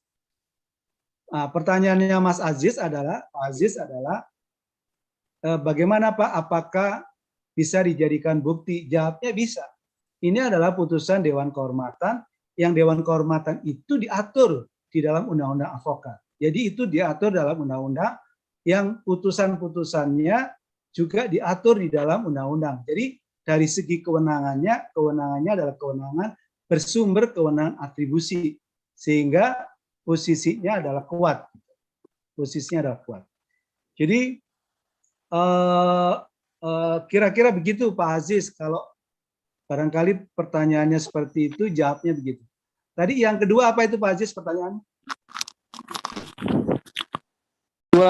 Kekuatan pembuktiannya kalau misalkan masuk ke pengadilan ini Pak. Contoh konkret, kasih contoh supaya agak lebih, saya bisa lebih jelas. Contohnya gimana nih? Begini Pak, pelanggaran yang dilakukan oleh seorang advokat, katakanlah mengandung unsur pidana, kemudian masuk perkaranya ke pengadilan negeri, apakah keputusan dari Dewan Kehormatan ini menjadi bukti di pengadilan negeri gitu? Kekuatan hukumnya seperti apa pembuktiannya gitu? Oke. Jadi begini, oleh karena itu penting kenapa saya konkret gimana gitu. Saya supaya bisa maksudnya pertanyaan Pak Aziz itu gimana? Pak Aziz, satu kasus itu bisa saja ada pelanggaran kode etik, bisa saja ada pelanggaran hukum. Pelanggaran hukumnya itu bisa saja pidana, bisa saja perdata. Bisa saja perdata. Tapi saya ingin jelaskan dulu begini. Kalau itu melakukan pelanggaran bersifat pidana dan itu terbukti, pelanggaran pidana terbukti, itu bisa dipastikan bahwa di situ ada pelanggaran kode etik. Ada pelanggaran kode etik. Tetapi kalau itu ada pelanggaran kode etik, tidak otomatis ada pelanggaran pidana, tidak otomatis. Tetapi ketika ada pada waktu pemeriksaan oleh majelis ternyata ada unsur pidana, maka itu bisa kemudian ditindaklanjuti untuk diperiksa pidananya. Pertanyaannya adalah kalau ini perkara pidana, kemudian ada putusan kaitannya dengan pelanggaran kode etik, bisa nggak dibuktikan, dipakai sebagai bukti yang otentik? Ya bisa, tetapi sebenarnya itu hanya menunjukkan bahwa dia telah melakukan pelanggaran kode etik. Sementara yang diceritakan Pak Abdul Aziz adalah dugaan pelanggaran pidana. Tetapi barangkali itu nanti dipakai sebagai dasar ada kesesuaian soal peristiwanya antara dugaan peristiwa pelanggaran etik itu berujung juga pada pelanggaran pidana. Jadi itu bisa dipakai kalau begitu. Dicari ada benang merahnya, apakah ada kesesuaian namanya itu antara putusan kode etik tadi dengan unsur-unsur pidana yang dipersangkakan atau yang didakwakan. Gitu Pak Aziz. Siapa? Oke, yang lain. Berikutnya ada Pak Hamim. Silakan Pak. Silakan Pak Amim. Assalamualaikum. Terima kasih. Bicara hukum, bicara perkara hukum tentu adalah tidak lepas dari saling mengintai, Bapak. Saling mengintai lah, artinya mencari kesalahan. Satu contoh, seorang pengadu terkait masalah advokat yang melakukan pelanggaran. Kemudian sampai di tingkat banding dan tidak terbukti, Pak. Kemudian bagaimana dengan masalah yang mengadukan atau teradu? Itu kemungkinan bisa dituntut balik karena merasa mencemarkan. Begitu Pak, terima kasih. Pak Amim, Iya. saya harus tetap dikasih penjelasan yang agak lengkap supaya saya bisa jawab, Pak. Tadi soal Begini. pengintaian tadi, soal Iya, saling begini, Bapak. mengintai tadi, Iya. gimana tuh Pak? Gimana? Begini Pak, misalkan ada seorang advokat yang melanggar kode etik, kemudian diadukan ke Dewan Kehormatan.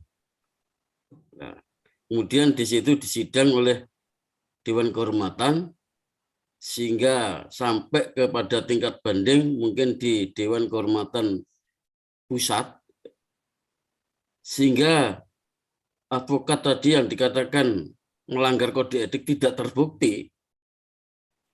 Bagaimana? Masih adakah nanti dari pihak yang teradu itu menuntut balik begitu, Pak? Oke. Pak Iya. Amim, Iya. jadi pemeriksaan Majelis Kehormatan Advokat di tingkat pertama di DKD dan Dewan Kehormatan Pusat itu bersifat tertutup. Pertama itu bersifat tertutup. Tapi nanti pembacaan putusan adalah bersifat terbuka untuk umum. Kalau kemudian dari putusan itu, putusan di pemeriksaan tingkat pertama ternyata banding, kemudian diperiksa, diputus, diadili oleh DKP, ternyata dia tidak terbukti bersalah. Ketika tidak terbukti bersalah, maka biasanya Pak Amim, itu majelis akan memulihkan hak, harkat dan martabat seperti semula, seolah-olah bahwa dia tidak pernah kemudian diduga. Oleh karena itu kita harus berhati-hati. Saya di depan selalu mengatakan diduga pelanggaran kode etik. Jadi tidak boleh menjudgment bahwa dia pasti ini melanggar kode etik, pasti terbukti, enggak. Jadi diduga melanggar kode etik. Jadi kalau menurut saya pemeriksaannya bersifat tertutup, putusannya bersifat terbuka untuk umum, yang kalau umpama saja dia tidak terbukti, maka dibolehkan kedudukan hak dan martabatnya sebagai seorang advokat. Jadi begitu. Tidak Pak Hamim, pertanyaannya Bapak kan begini, loh Pak, saya bisa nggak menuntut balik gitu ya, menuntut balik. Iya betul. Ya ternyata saya tidak terbukti gitu. Jadi sama dengan kalau Bapak ada kasus pidana itu begini Pak, ada orang datang ke saya, Pak Upron, saya di pengadilan tipikor tingkat pertama, saya terbukti. Saya jalanin 8 tahun. Kemudian banding menjadi 10 tahun. Kemudian kasasi menjadi 12 tahun. Terbukti saya. PK ternyata saya bebas. Bisakah saya menuntut pengadilan tipikor tingkat pertama, kedua, dan kasasi? Kalau perlu majelis hakimnya gitu. Jawabnya itu tidak bisa. Jawabnya tidak bisa. Dianggap bahwa kalau Anda nggak setuju terhadap putusan yang di pengadilan tipikor pertama, ajukan banding. Kalau Anda nggak setuju di putusan banding, ya kasasi. Kalau Anda nggak bisa kasasi, nggak dapat, ya udah Anda ke PK. Tapi PK nanti kalau pidana harus ada pemulihan kedudukan harkat dan martabatnya. Tapi kita tidak bisa mempersoalkan kemudian menggugat balik gitu Pak Amim. Hakim-hakim yang di tingkat itu kan menyangkut kekuasaan kehakiman. Dan di dalam peraturan betul. Dan di dalam peraturan Dewan Kehormatan Pusat, putusan yang berkekuatan hukum, putusan Majelis Kehormatan itu adalah bersifat final dan mengikat dan tidak bisa dituntut secara perdata dan pidana. Jadi putusan yang dibikin oleh Majelis Kehormatan Daerah dan Pusat itu Pak Amin, itu dalam peraturan Dewan Kehormatan Pusat itu tidak bisa kemudian diajukan tuntutan baik secara perdata maupun pidana. Kira-kira gitu Pak Amin jawabnya. Ya, mohon maaf, ini pengadunya Bapak. Ini pengadunya, bukan dari pihak dinas Dewan Kehormatan yang mengadil, pengadunya maksudnya Bapak. Maksudnya gimana Pak? Pengadunya Jadi, gimana Pak maksudnya? Yang mengadukan advokat yang melanggar kode etik diadukan, pengadunya ini apa enggak dituntut balik kalau memang nanti di tingkat yang akhir tidak ada kesalahan ataunya itu Pak. Ya pertanyaannya kan begini Pak. Itu kalau mau mengadu perkara apa kan gitu Pak? Maksudnya kalau dia mengadukan dalam kaitan kode etik gitu ya Pak ya, kode etik ya Pak ya. Kalau dia mengadukan kode etik di peraturan yang baru itu ketika dia dalam memberikan jawaban dia seperti dalam sebuah gugatan itu Pak. Ada gugatan konvensi atau gugatan awal, ada gugatan rekonvensi ya Pak ya. Ada gugatan balik. Ternyata saya pelajari Pak, dalam konteks pemeriksaan Majelis Kehormatan itu dimungkinkan. Mulai di tingkat pemeriksaan tingkat pertama, kedua itu dimungkinkan ada yang disebut sebagai gugatan asal dan gugatan balik. Dimungkinkan. Tapi harus seperti dalam gugatan perdata, ada jawaban di dalam jawaban di rekonvensi. Jadi nempel Pak ya, nempel di jawaban. Jadi ada mekanisme itu Pak, dan memang itu sesuatu yang baru. Iya. Itu Pak Amin. Ya, terima kasih Bapak. Oke, sami-sami. Baik, Yang lain? Sebelum dilanjut ke contoh kasus tadi Pak, ini satu kesempatan lagi kita berikan pada Pak Syafitra. Silakan Pak Syafitra. Selamat sore Bapak. Sore Pak Syafitra. Izin bertanya Pak. Ini untuk proses pengaduan advokat ini, apakah berlaku untuk seluruh organisasi advokat? Supaya apakah khusus Veradi saja sampai dari proses awal sampai sanksi dan penindakannya Pak? Dan kita tahu sebenarnya berdasarkan Undang-Undang Nomor ini tentang 18 tentang advokat ini kan Indonesia menganut sistem single bar Pak. Nah, dan pertanyaan kedua, seandainya ini kan udah dapat putusan dan sanksi penindakan advokat dan sanksi advokat Pak, perberhentian tetap dari profesinya, dan tiba-tiba dia ikut organisasi lain dan beracara di sidang Pak, bagaimana Pak? Terima kasih Pak. Oke, pertanyaannya bagus nih. Pertanyaannya Pak Syafitra ya.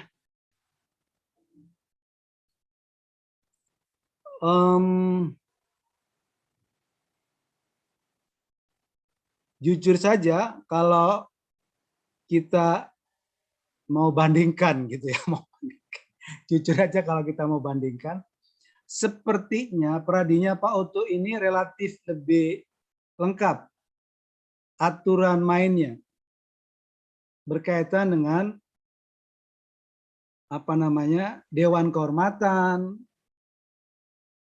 Dewan Kehormatan Daerah, kemudian susunan Dewan Kehormatan, tata cara pemeriksaan, eksekusinya itu relatif lengkap di peradinya Pak Oto, relatif lengkap. Kenapa saya tahu? Karena kan saya ini juga kadang-kadang itu teman-teman di organisasi yang lain itu sebenarnya pingin saya mau jadikan penasehat, mau jadikan Dewan Kehormatan. Ya kan nggak bisa, kan sudah ada di Dewan Pradinya Pak Oto gitu ya. Mereka seringkali juga mengundang saya dalam berbagai pertemuan. Memang setelah saya cek and recheck relatif lebih lengkap aturan mainnya ya. Yang ada di Dewan Kehormatannya Pradinya Pak Oto Hasibuan ya, lebih lengkap. Jadi ada buku panduan Mas. Bisa nggak teman-teman? Peraturan Dewan Kehormatan, ada buku petunjuk, ada buku panduan. Ya, buku panduan ini saya scanning gitu, nanti saya scanning, terus saya bagikan ke anggota Dewan Kehormatan, ke panitera, saya bagi. Relatif lengkap. Terus yang kedua, bagaimana Pak Ufron kalau ternyata sudah diputuskan, sementara dia mengatakan kepada kita, emangnya gue pikirin nih, saya udah pindah di Dewan, saya udah pindah ke organisasi advokat yang lain. Ya toh, udah pindah ke Dewan Organisasi Advokat yang lain. Kata kuncinya adalah Pak Safitra, ketika dia melakukan dugaan pelanggaran itu dari sisi lokus delikti dan tempus deliksinya, ketika masih menjadi anggota Dewan Kehormatan profesinya Pradi Pak Uto, umpama gitu ya, umpama ya, Pradinya Pak Uto, menurut saya bisa saja tetap itu dijatuhkan putusan itu meskipun dia pindah. Sehingga nanti putusan itu bisa dieksekusi oleh Komwas dan putusan itu disampaikan ke Mahkamah Agung dan disampaikan pula ke Kementerian Hukum dan HAM. Sehingga dengan begitu ada kemungkinan itu tidak diizinkan oleh pengadilan dia untuk bersidang. Jadi salah satu titik lemahnya ketika faktanya itu terdapat multi-bar association, ya tadi kalau dikasih sanksi di A pindah ke B, kasih di B maka pindah ke C gitu. Sebenarnya yang dirugikan tentu adalah klien, adalah masyarakat pencari keadilan. Oleh karena itu kenapa Profesor Utu itu selalu pingin bisa nggak ini single bar association, supaya tidak perlu ada yang kemudian ketika diputus di Pradi A pindah ke B dan seterusnya. Yang dirugikan adalah pencari keadilan, yang dirugikan tentu klien. Kira-kira gitu Pak Safitra jawabannya nih. Oke, terima kasih Bapak. Sama-sama. Baik, mungkin penanya berikutnya bisa ditahan dulu. Pak Ufron, silakan jika ingin melanjutkan yang soal contoh kasus tadi di materi Bapak.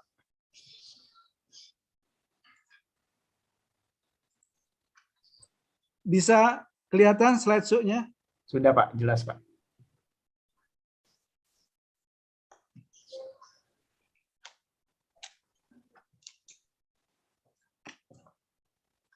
Ketika saya diminta kemudian memberi contoh kasus, tentu saya harus sangat berhati-hati, harus sangat berhati-hati.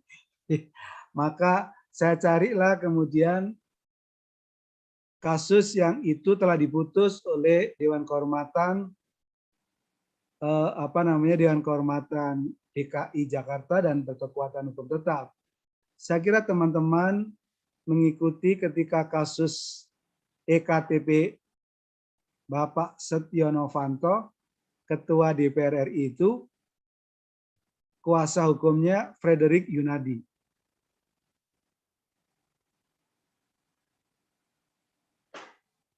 Yang Pak Frederick Yunadi itu pernah memenangkan kasus pra-peradilan dengan pemohon Bapak Budi Gunawan. Saya kira teman-teman masih ingat itu ya.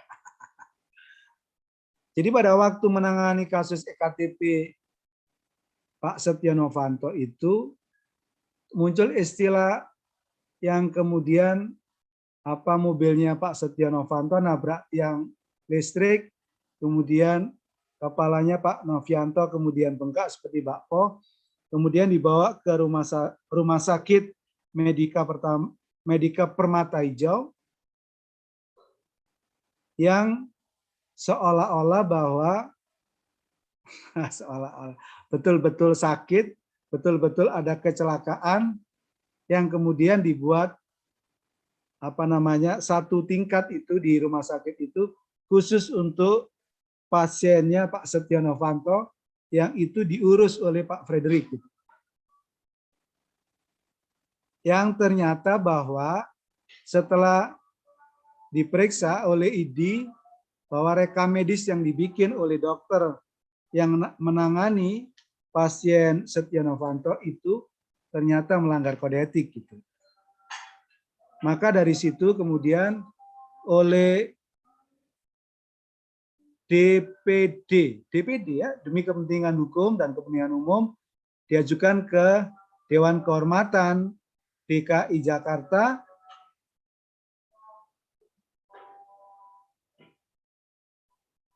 Pak Frederick dijatuhkan putusan diberhentikan dari Dewan Kehormatan, diberhentikan dari profesi advokat karena satu, menjanjikan kemenangan terhadap Setia Novanto, menjanjikan kemenangan.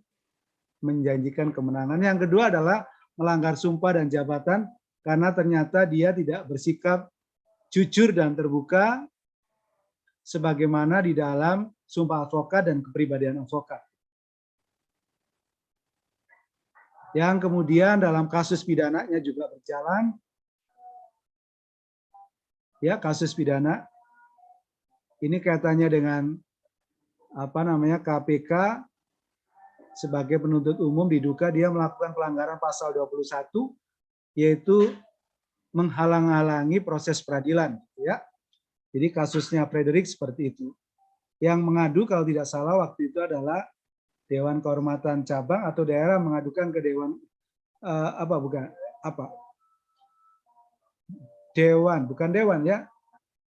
pimpinan cabang atau daerah mengadukan ke Dewan Kehormatan Daerah DKI Jakarta, kemudian diputuskan melakukan pelanggaran kode etik, sumpah jabatan, kemudian kepribadian advokat yang harusnya jujur dan terbuka, bertanggung jawab, kemudian tidak menjanjikan kemenangan. Itu kasusnya Frederick Yunadi. Kasus yang kedua adalah kaitannya dengan kasus Margareta versus Tigor Esron, ya.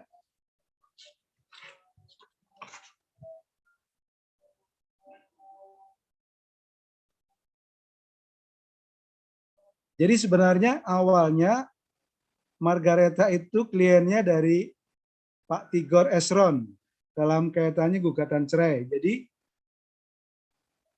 Marita itu melakukan gugat cerai terhadap suaminya. Kuasa hukumnya adalah Tigor Esron. Marita itu teman lamanya Tigor, ya.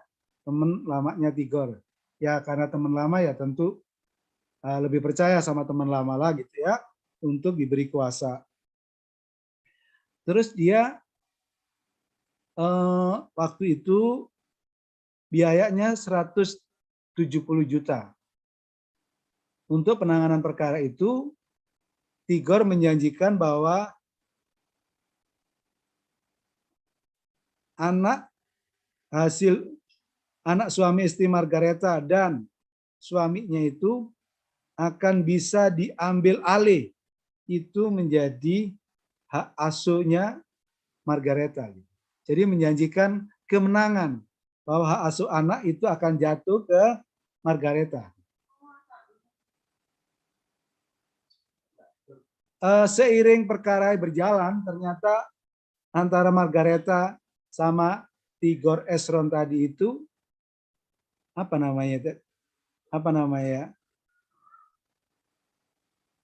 terjalin hubungan mesra. Apa bahasanya anak-anak muda itu apa namanya?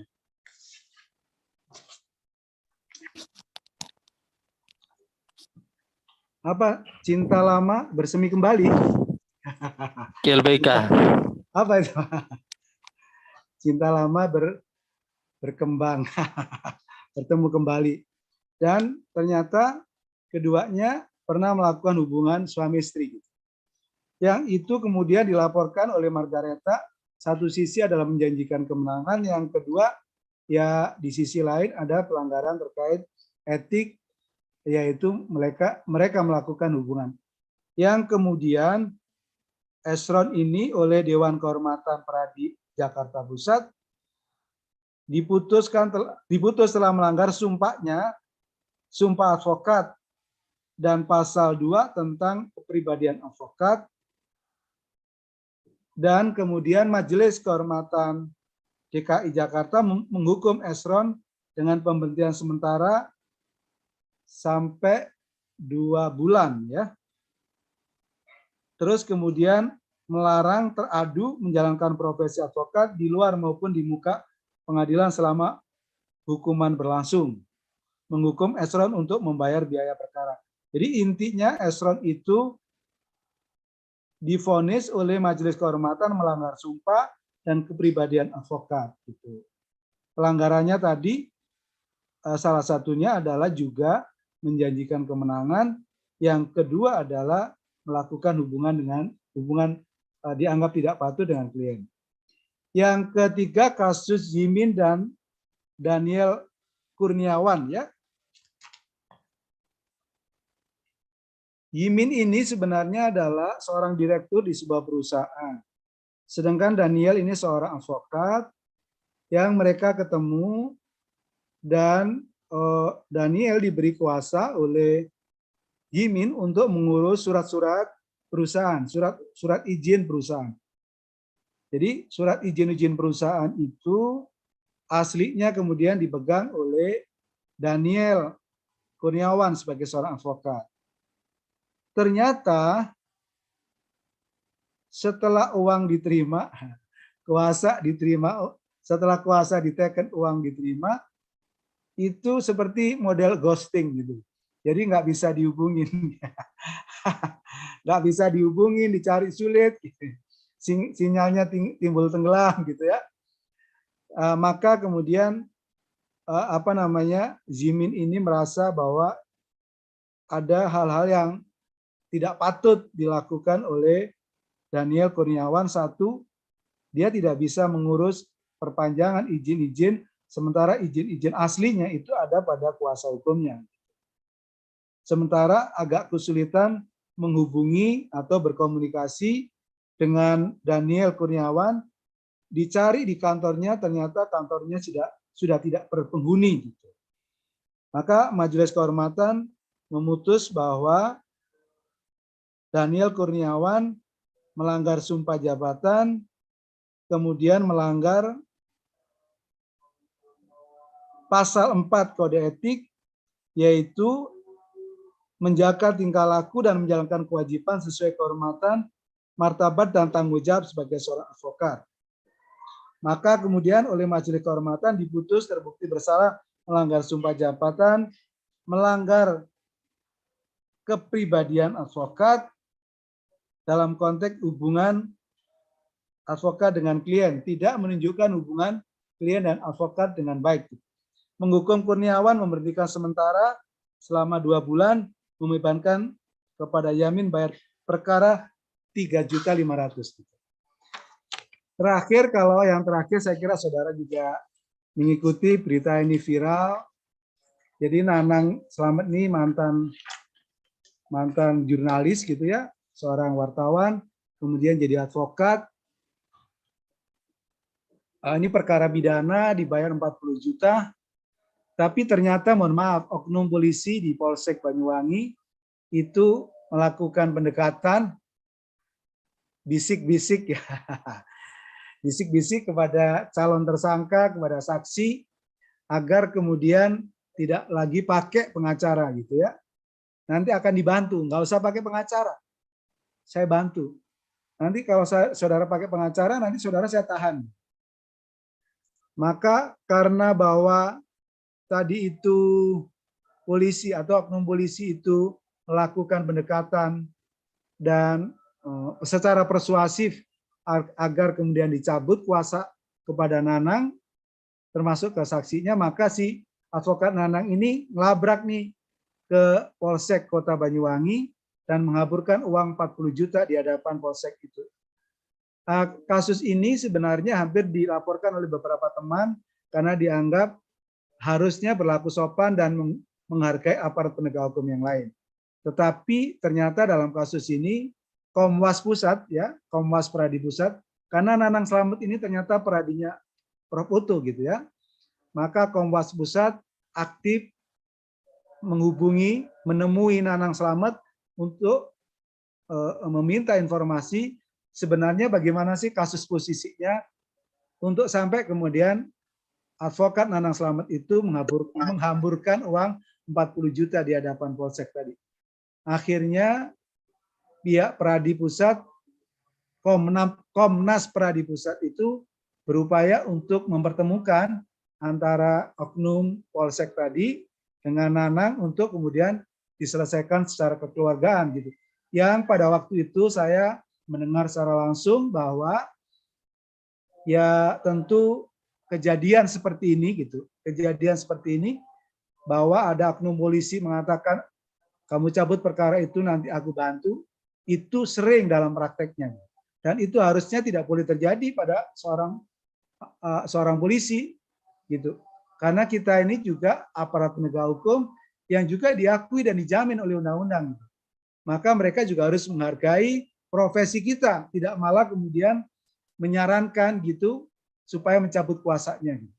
Karena kejadian itu adalah kejadian yang sering, maka Kompas Pusat kemudian mencoba memediasi dan intinya bahwa kasus itu tidak boleh terulang terjadi ke depan gitu.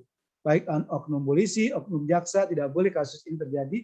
Mereka harus saling kemudian memahami posisi masing-masing sebagai aparat penegak hukum. Ya, waktu itu sempat mau dilaporin, tapi ternyata kasus ini selesai secara mediasi antara Nanang Slamet dan oknum Polsek di Kota Banyuwangi. Dan sebenarnya kasusnya itu banyak yang kita sedang tangani, tapi karena kasus berjalan, tentu kasus ini tidak boleh disampaikan kepada teman-teman ya, tidak boleh disampaikan ke teman-teman, apalagi harus menunjuk nama dan seterusnya. Maka saya ambil contoh kasus yang kasus itu sudah dipublish gitu, supaya saya tidak salah dan melanggar kode etik. Maka saya ngambil kasus yang sudah berkekuatan hukum tetap dan kasus yang sudah selesai gitu ya. Saya kira itu yang bisa saya sampaikan. Baik, baik Pak Wafron, terima kasih. Ini ada pertanyaan lagi Pak, karena waktu kita juga masih ada Pak. Silakan. Berikutnya ada Pak Julistar Sitanggang, silakan. Silakan Pak Julistar. Ya, terima kasih Pak. Saya Julistar Sitanggang dari Universitas Negeri Manado Pak. Saya menanyakan tentang putusan gugur tadi Pak. Ketika sudah terjadi putusan gugur Pak, itu bagaimana tentang masalah kasus pengaduan itu Pak? Apakah masih bisa dilanjutkan atau tidak? Terus pertanyaan yang kedua Pak, itu mengenai tentang kalau di pengadilan itu kan terakhir yang disebut dengan putusan Pak. Kecuali dia dalam hal permohonan baru dengan keputusan atau bisiking. Kenapa kalau di pelanggaran kode etik ini Pak, disebut keputusan, soalnya baca tadi di pasal 15 kode etik advokat, dia disebut keputusan Pak. Terima kasih Pak. Oke, terima kasih Pak Julistar. Ini sebenarnya kalau kita diskusi dengan teman-teman di Dewan Kehormatan yang lain, Dewan Kehormatan Pusat, hukum acara di pemeriksaan dugaan pelanggaran kode etik itu hampir mirip-mirip hukum acara di hukum acara peradilan perdata, Pak Julistar. Hampir ya, hampir mirip gitu. Salah satunya kalau dalam pengadu udah dipanggil 2 kali secara patut, pengadu ya Pak ya, atau penggugat gitu kalau dalam perkara di gugatan di pengadilan negeri, penggugat ternyata 2 kali dipanggil secara patut, tidak hadir, tidak ada alasan yang sah, maka gugatan itu dianggap gugur gitu. Ini sama juga Pak, kalau pihak pengadu sudah dipanggil secara patut 2 kali berturut-turut, tidak hadir, tidak ada alasan yang sah, maka pengaduan dia itu dinyatakan gugur. Tetapi kalau umpama saja dia mau mengadukan lagi, tetap masih bisa dibuka Pak, untuk dilakukan mulai lagi dari awal gitu ya, mulai dari awal. Jadi diadukan lagi, diperiksa kelengkapannya, kemudian dia kirim jawaban, setelah itu dipanggil. Kalau Pak pengadu teradu hadir dua-duanya, ya sudah sidang pertama, kedua, ketiga baru diputus. Gitu. Kembali ke yang pertama. Yang kedua,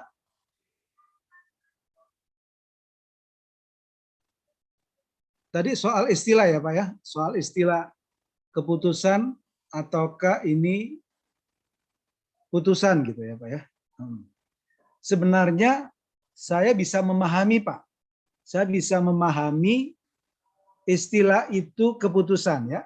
Saya bisa memahami, walaupun mungkin saya nggak setuju ya. Nanti saya jelaskan. Saya sebenarnya memahami karena ini dianggap melakukan tindakan ya Pak ya, melakukan tindakan seperti yang di pasal 6 tadi ya, tindakan. Kalau tindakan itu jatuhnya memang sanksi administrasi. Sanksi administrasi jatuhnya. Diberhentikan itu sebenarnya sanksi administrasi. Betul nggak ya Pak? Paling jauh itu kan diberhentikan.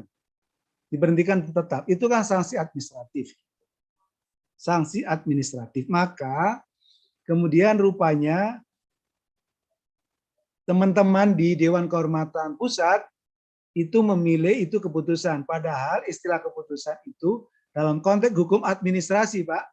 Dalam konteks hukum administrasi itu adalah merupakan tindakan pada hukum publik yang diberikan oleh badan atau pejabat tata usaha negara, gitu ya Pak ya? Yang Iya Pak, ya. konkret individual final, yang disebut sebagai best kicking, ya Pak ya? Oke, jadi kalau saya sebenarnya kalau dilihat dari prosesnya, ini kan saya sebut sebagai sebuah peradilan etik ya Pak ya, peradilan etik. Karena ini peradilan etik menurut saya tepat juga kalau itu bunyinya adalah putusan ketimbang keputusan. Dan kalau dilihat dari jenisnya tadi, itu kan tidak dapat diterima, dikabulkan, ditolak, itu kan lebih jenis putusan ya Pak, timbang keputusan. Jadi memang ini agak teoritis Pak. Jadi kalau saya bisa memahami, tetapi kalau secara akademik, saya lebih setuju sebenarnya itu bunyinya adalah putusan ketimbang keputusan. Kira-kira begitu penjelasannya Pak Yulistar. Siap, siap Pak. Terima kasih Pak. Oke, sama-sama. Pertanyaan bagus. Baik, mungkin ada lagi yang ingin bertanya. Silakan. Bisa langsung open mic. Gak apa-apa, saya udah jinak kok, saya nggak gigit kok.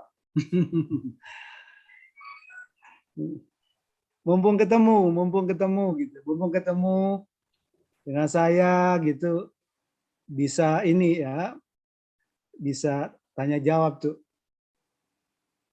Tapi kalau umpama saja nggak ada Mas, jangan dipaksain Mas, nanti kan memaksakan diri melanggar hak asasi manusia. Ya, Bapak. Melanggar kebebasan berekspresi itu, dipaksa bertanya. Kecuali mereka merasa perlu ada sesuatu yang ditanyakan, monggo ya. Ya silakan rekan-rekan, mumpung masih ada waktu sekitar 15 menit lagi.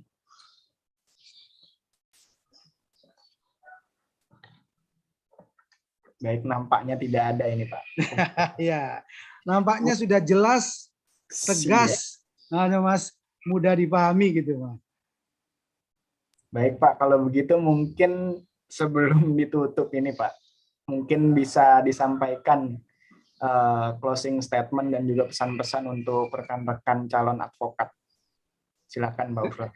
Terima kasih. Pertama, kalau menurut saya, bahwa menjadi seorang advokat itu adalah tidak bisa instan ya, tidak bisa instan. Jadi advokat itu kalau menurut saya butuh jam terbang untuk sampai disebut profesional. Butuh jam terbang, butuh pengalaman. Ketika butuh pengalaman, maka saudara perlu kemudian magang. Magang itu menjadi penting, dan kalau memungkinkan mencari senior yang itu menurut saudara memiliki pengalaman jam terbang luar biasa.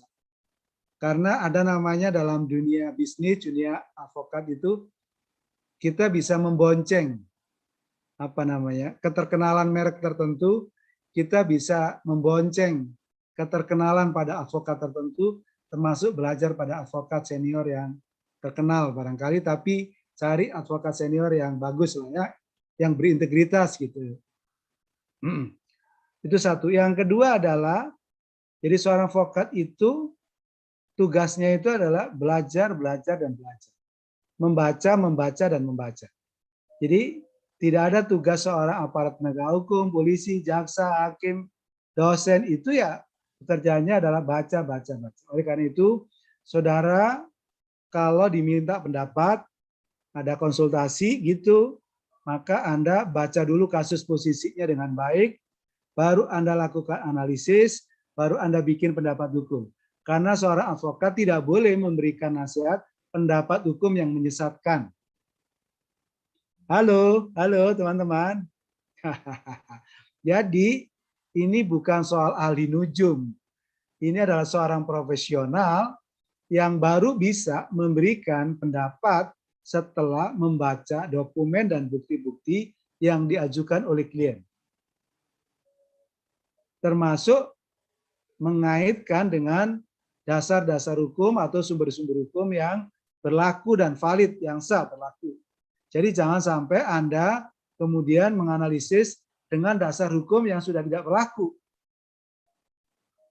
Jadi harus dengan dasar-dasar hukum yang masih berlaku, jurisprudensi yang tepat di dalam rangka membuat pendapat hukum. Jangan sampai membuat pendapat hukum asal-asalan yang bahkan menyesatkan. Itu yang kedua. Yang ketiga adalah tentu teman-teman sebagai seorang advokat itu terikat oleh peraturan perundang-undangan, ya khususnya undang-undang advokat, begitu kan? Terikat, sangat terikat. Maka teman-teman harus baca undang-undang advokat dan perubahannya. Yang kedua, teman-teman terikat oleh sumpah advokat.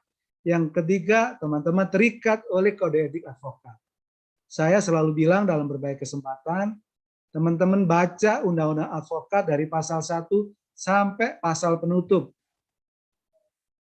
Baca kode etik advokat dari pasal 1 sampai pasal terakhir. Baca. Kalau perlu, di stabilo, di underline. Apa yang tidak mengerti, ditanyakan ke senior. Ditanyakan ke senior. Jadi apa artinya? Artinya bahwa kita ini selalu berpikir, bersikap, bertindak, dan bertanggung jawab berdasarkan peraturan perundangan dan kode etik dan sumpah jabatan. Saya ulangi ya, seorang advokat profesional itu selalu bertindak berdasarkan peraturan perundang-undangan, undang-undang advokat, sumpah advokat, dan kode etik advokat. Maka jangan sampai teman-teman tidak tahu apa yang boleh dan apa yang tidak boleh, apa yang dilarang dan apa yang itu tidak dilarang, baik di dalam peraturan perundangan secara umum maupun undang-undang advokat, sumpah advokat, dan kode etik. Saya kira itu, Mas, yang bisa saya sampaikan. Semoga teman-teman ini nanti bisa selesai ikut PKPA sampai terakhir. Yang kedua, saya doakan teman-teman ketika ujian advokat lulus semuanya. Amin ya, amin ya. Amin. Yang ketiga, setelah Siap. itu Terima kasih teman-teman Bapak. ikut magang di kantor advokat, dan saya doakan segera disumpah dan nanti menjadi advokat yang profesional. Saya kira itu, Mas, pesan saya sebagai senior. Semoga bermanfaat. Terima kasih partisipasinya, pertanyaannya gitu, yang menurut saya pertanyaan yang bagus-bagus. Kira-kira itu, Mas. Baik, terima kasih kepada yang terhormat Bapak Dr. Hufron, narasumber kita pada sore kali ini. Sekali lagi kami mengucapkan terima kasih dan salam dari Bapak Nur Yahya, Pak. Oke, salam balik sama beliau.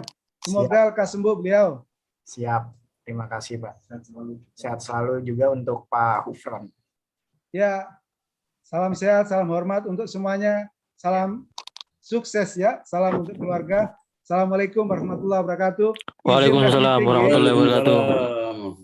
Baik, dengan demikian berakhirlah sesi pada sore ini. Nanti akan ketemu lagi minggu depan, hari Sabtu dan Minggu, tanggal 18 dan 19. Terima kasih sekali lagi atas kehadiran rekan-rekan. Semoga kita bisa mengikuti agenda ini sampai akhir dan semua bisa lulus menjadi advokat. Amin. Amin. Terima kasih. Selamat sore.